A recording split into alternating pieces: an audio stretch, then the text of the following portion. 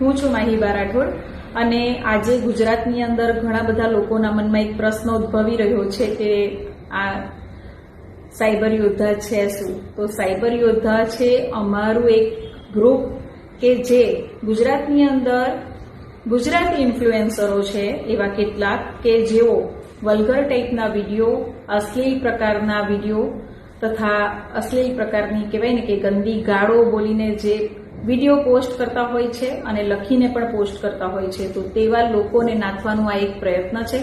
તથા ફેસબુકની અંદર બી એવી ઘણી બધી બહેનો છે કે જેમના નામની એવા ખોટા લોકો પોસ્ટ કરતા હોય છે અને તેમને બદનામ કરતા હોય છે.